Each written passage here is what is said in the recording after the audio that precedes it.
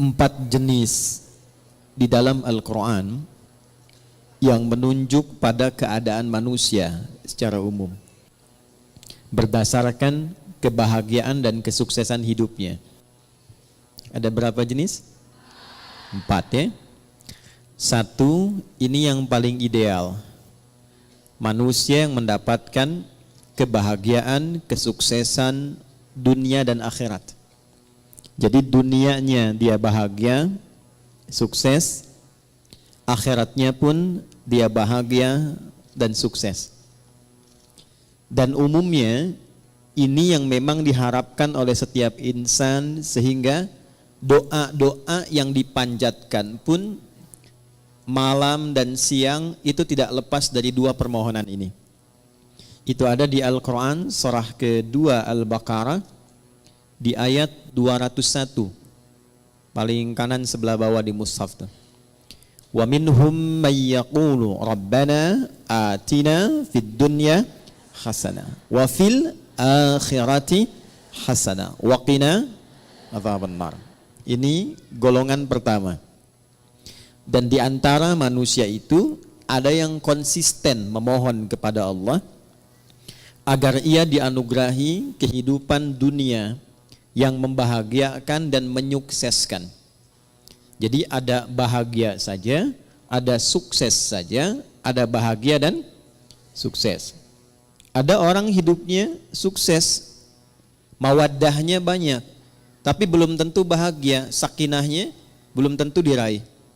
Kaya iya, tapi kekayaan itu tidak membawa ketenangan dalam berkehidupan. Ada yang begitu? Ada. Jadi ibu pilih mana? Kaya tapi gelisah atau miskin tapi tenang? Alhamdulillah. Oke. Nah, kaya dan tenang, sukses dan bahagia. Maka itu yang dimaksud di ayat ini. Ada orang yang konsisten dengan permohonannya.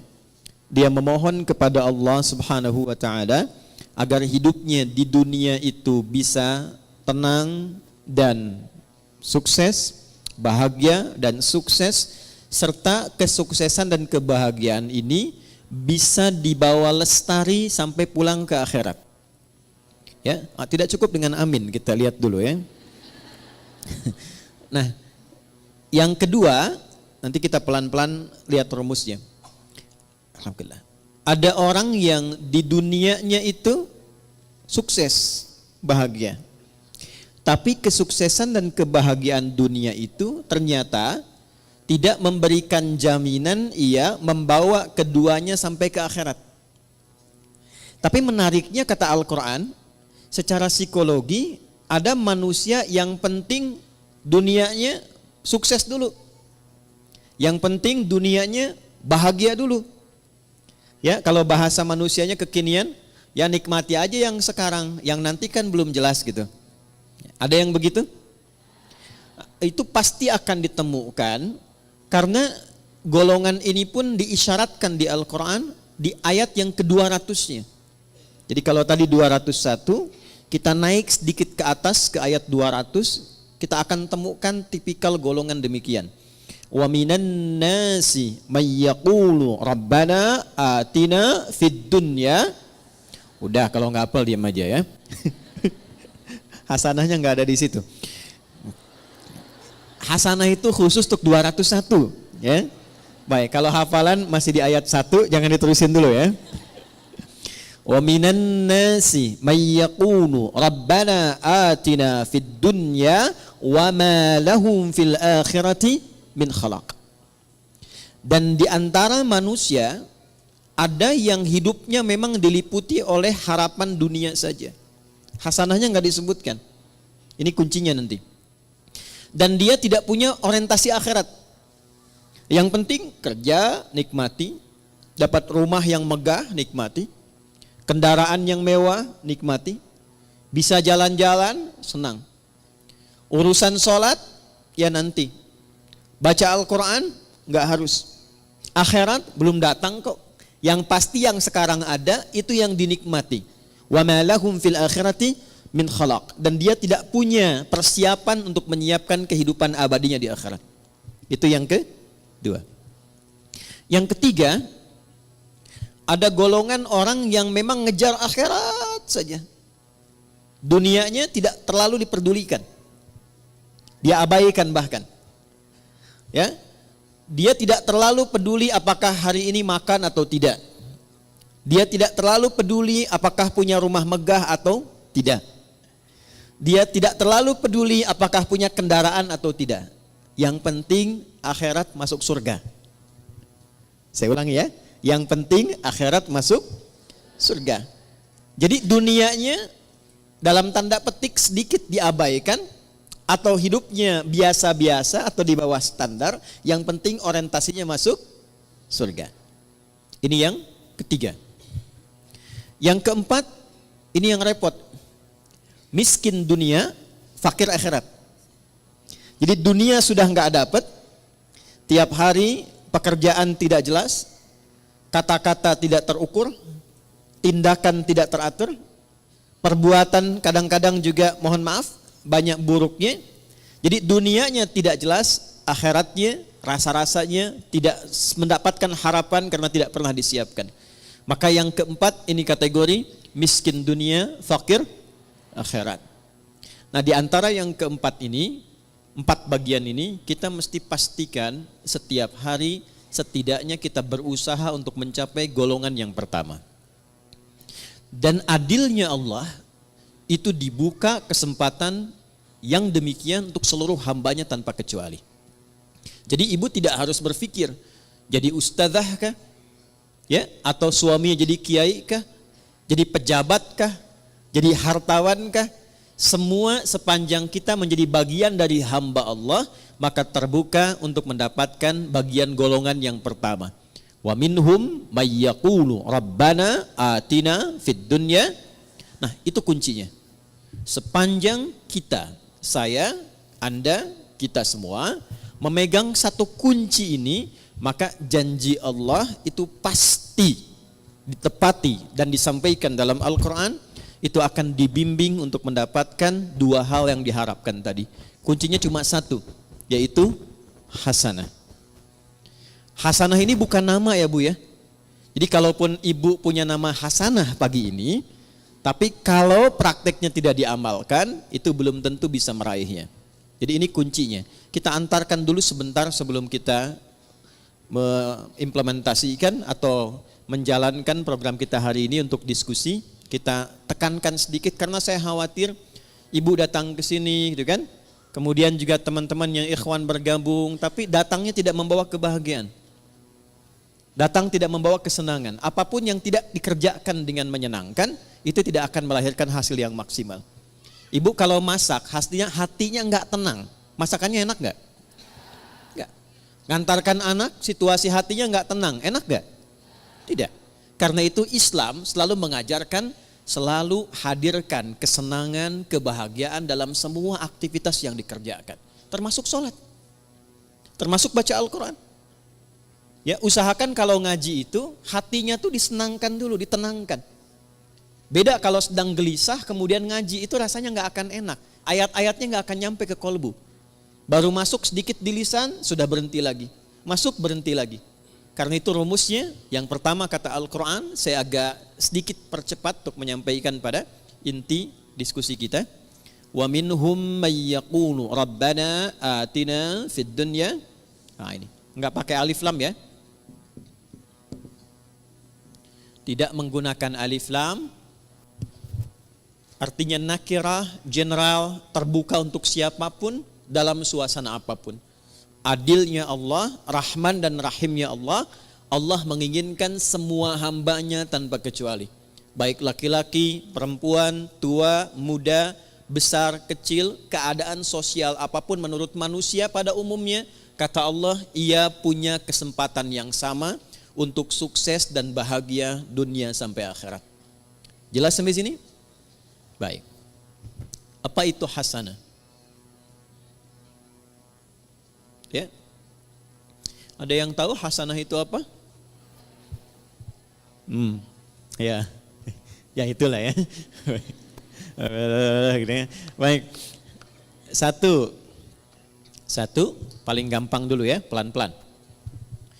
Hasanah itu sifat dari karakter ihsan.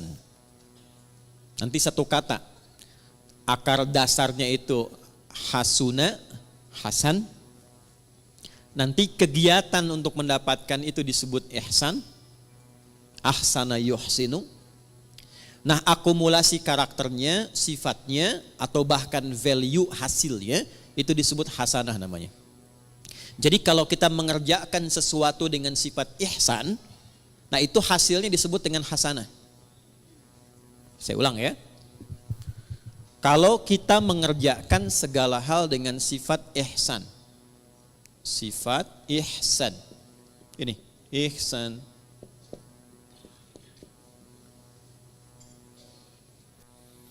maka hasilnya apa yang diraih oleh kita itu disifati oleh Allah langsung, itu hasanah. Contoh, saya mau minum, fungsi minum itu menghilangkan haus. Jadi kalau ibu minum pakai tangan kanan, pakai tangan kiri, haus tetap hilang. Sepakat? Baik. Tapi kalau kita minum menggunakan sifat ihsan, maka perbuatan minum ini seketika dinilai oleh Allah berubah menjadi hasanah namanya. Jelas sampai sini? Baik. Saya ulangi lagi dengan contoh yang lain. Saya mau berpakaian. Berpakaian orang punya gaya masing-masing. Tapi ketika cara berpakaian ini dilakukan dengan ihsan, maka cara berpakaian kita itu disebut apa? Hasanah namanya. Nah, bagaimana semua perbuatan ini bisa dilakukan dengan ihsan? Maka rumusnya ditemukan dalam hadis Muslim, nomor hadis ke-8. Agak cepat ya. Hadis riwayat Imam Muslim, nomor hadis yang ke-8, yang meriwayatkan sahabat Umar bin Khattab radhiyallahu taala anhu. Kalau ibu ingin agak sedikit pendek, enggak terlampau panjang dan tebal jilidnya, panjang hadisnya, tebal jilidnya, Imam An-Nawawi pernah mengambil 42 hadis inti kehidupan. Jadi selama kita berkehidupan, kalau belajar 42 hadis ini, kehidupannya akan cenderung mendekatkan pada kebahagiaan dan kesuksesan. Dalam bahasa Arab, 40, 41, 42, sekitar 40-an, itu disebut dengan arba'in namanya. Maka beliau memberi nama kitab hadisnya dengan Al-Arba'in. Dikenal dengan Al-Arba'in An-Nawawiyah. Itu hadis nomor 8 di Sahih Muslim ini diletakkan oleh beliau, disusun di urutan yang kedua. Ya. Di Al-Arba'in nomor hadis yang keberapa? Kedua. Tentang iman, Islam, dan ihsan. Nih, dapat ini. قال عن أبي حفص عمر بن الخطاب رضي الله تعالى عنه بينما نحن جلوس عند رسول الله صلى الله عليه وسلم إذ طلع علينا رجل شديد بياض الثياب شديد سواد الشعر لا يرى عليه أثر السفر ولا يعرفه منا أحد فجلس إلى النبي صلى الله عليه وسلم ووضع كفيه على كفيه ووضع رجليه على رجليه ووضع كفيه على فخذيه فقال يا محمد أخبرني عن الإسلام فقال رسول الله صلى الله عليه وسلم الإسلام أن تشهد أن لا إله إلا الله وأن محمد رسول الله وتقيم الصلاة وتؤتي الزكاة وتصوم رمضان وتحج البيت إن استطعت إليه سبيلا قال صدقت فأجبنا يسأله فيصدقه فسأل يا محمد أخبرني عن الإيمان فقال أن تؤمن بالله وملائكته وكتبه ورسله واليوم الآخر وتؤمن بالقدر خيره وشره قال صدقت قال فعجبنا يسأله فيصدقه فسأله يا محمد أخبرني عن الإحسان أخبرني عن الإحسان فقال أن تعبد الله كأنك تراه فإن لم تكن تراه فإنه يراك. Paham? Tidak. Baik. Dari sahabat Umar bin Khattab radhiyallahu taala anhu, saya agak cepat. Satu kali tiba datang seseorang laki-laki. Bajunya itu bersih, putih bersih. Rambutnya tertata rapi. Kemudian kami nggak kenal orang ini dari mana dan tidak nampak pada dirinya bekas-bekas lelah mampir. Fajalasa ilan Nabi sallallahu alaihi wasallam, lantas beliau maju dalam ta'limnya Nabi, maju ke saf depan. Kemudian yang paling menarik itu meletakkan lututnya dekat lutut Nabi, ya, fa asnada rukbatayhi ila rukbatayhi wa wada'a kaffayhi ala fakhidhayhi, dan meletakkan telapak tangannya di pahanya. Ini memberikan kesan, satu, sebelum sampai ke isi hadisnya, memberikan kesan Nabi sedang mencontohkan malaikat yang sedang menyamar menjadi penuntut ilmu kalau ingin sukses belajarnya. Bukan hanya untuk ibu yang dari majlis taklim sekarang.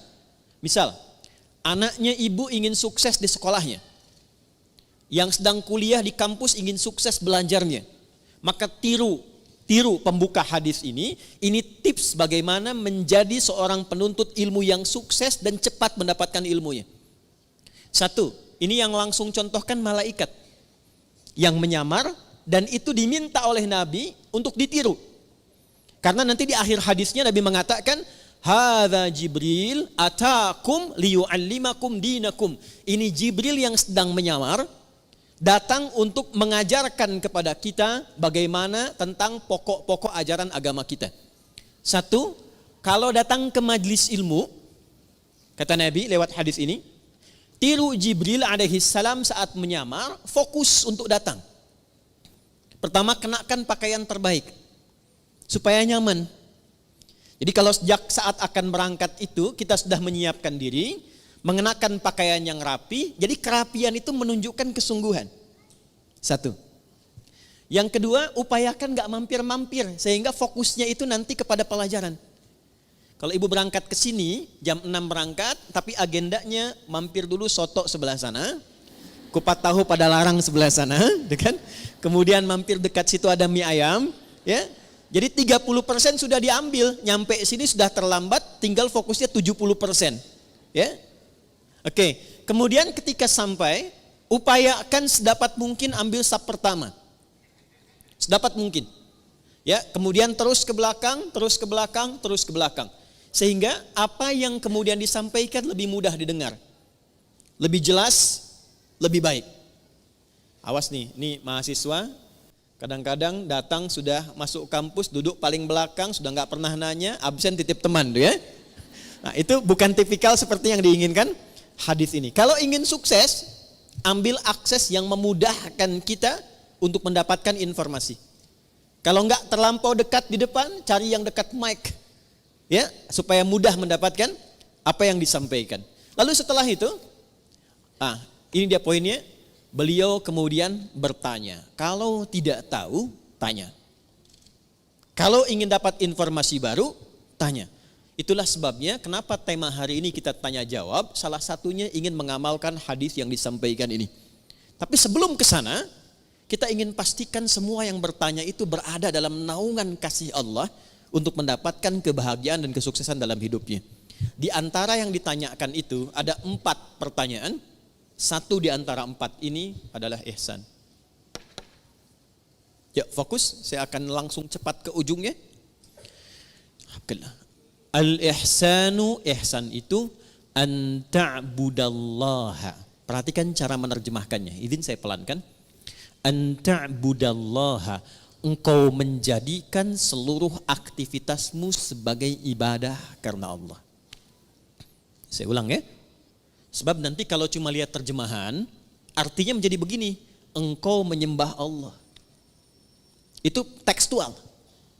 Sedangkan penjelasan detailnya, ya, kalau kita keluarkan kata per kata dan rumus bahasa Arabnya, itu menjadi begini terjemahan tafsirnya. Engkau menjadikan seluruh aktivitasmu sebagai ibadah karena Allah. Dulu satu poinnya. Jadi bukan cuma sholat saja. Makannya jadikan ibadah karena Allah. Berpakaiannya jadikan ibadah karena Allah. Berumah tangganya jadikan ibadah karena Allah. Saya tes sebentar ya. Maaf ya, maaf. Ibu itu merawat, mendidik anak karena sayang, karena Allah. Masa? Hah? Ganti ya. Baik. Ibu itu berpartner dengan suami karena cinta atau karena Allah? Ini maksa banget ya, cinta karena Allah. Udah. Itu ada cirinya. Gini contoh. Saya kalau mau minumnya karena Allah, maka saya akan ikuti apa yang Allah inginkan dari kegiatan minum itu. Bukan sekedar minumannya, Bu. Allah suka apa tidak ini? Ya. Ini jenis minumannya disukai Allah atau tidak? Tidak mungkin ada seseorang yang ingin minum karena Allah, tapi dia meminum sesuatu yang tidak disukai Allah. Allah suka bir tidak? Whisky. Dan mustahil ada orang minum bir pakai bismillah kan? Bismillah. Mudah-mudahan dosanya kurang dikit, kan nggak mungkin. Ya kan? Nah, yang kedua, bukan hanya minumannya benar, ini minuman Allah suka. Minuman yang baik, yang halal. Tapi cara minumnya pun dia ikuti seperti Allah inginkan. Contoh begini. Bagaimana cara minum yang baik yang Allah inginkan? Diajarkan oleh Nabi SAW, idza quddimat ta'am, jika hidangan itu ditampilkan. Perhatikan kalimatnya. Khudh biyaminika ma yalik, ambil dengan tangan kananmu. Satu. Yang paling dekat denganmu. Ini ada di sini misalnya. Izin. Kemudian di sisi lain ada minuman yang agak jauh. Yang diinginkan oleh Allah, contoh lewat Nabi, ambil yang paling dekat dengan tangan kananmu. Ketika ibu meminum seperti ini, diambil yang paling dekat dengan tangan kanan, dalam rangka menaati Allah lewat petunjuk Rasulullah, itu sudah masuk kategori ihsan. Selanjutnya, Sammillaha au qulu bismillahirrahmanirrahim. Sebelum diminum, ucapkan dulu bismillahirrahmanirrahim.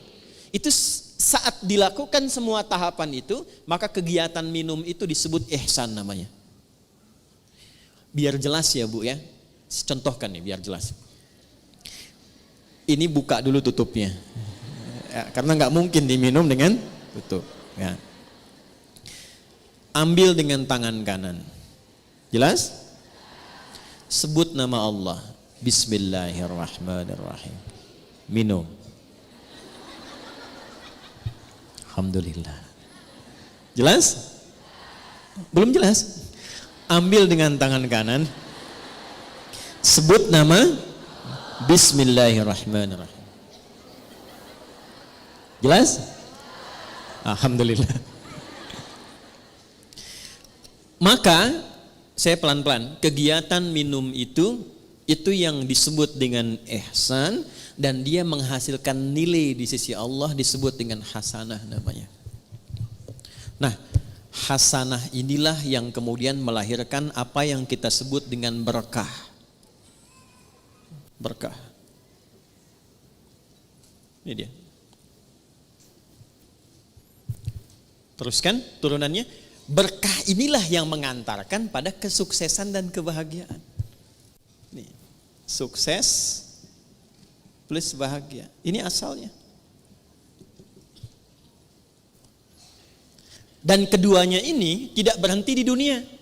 Sepanjang dilakukan dengan sifat ihsan, ditulis dengan hasanah, keluar sifat berkah, mengantarkan pada sukses dan bahagia, dan perjalanannya terus panjang mengiringi sampai ke akhirat.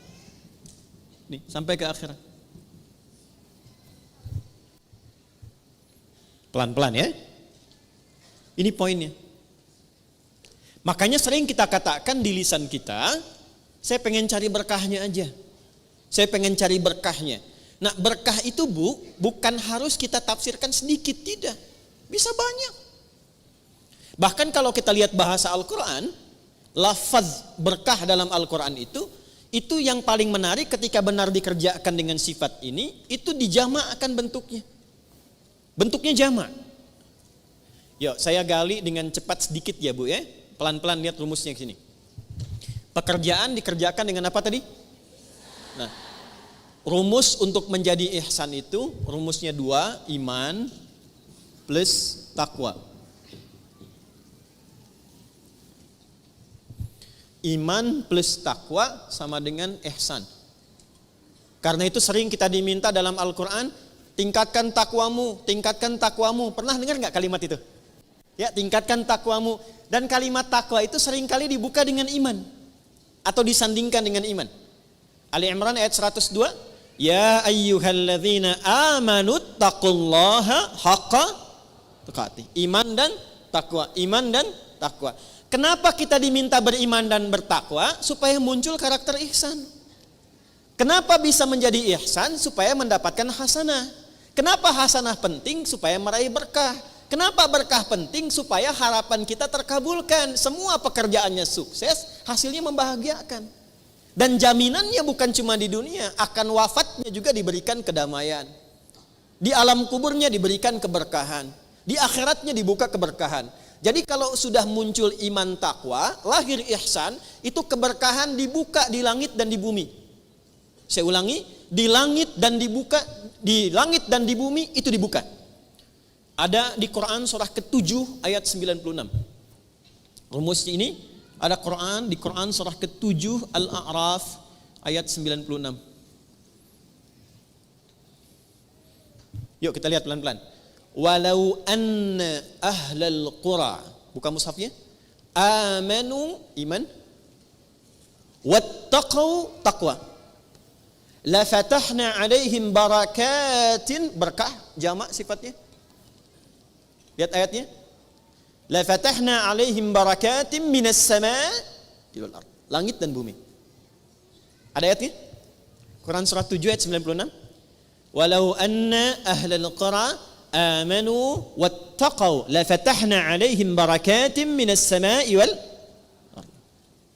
Ada ayatnya? Oke. Sudah? Pelan-pelan.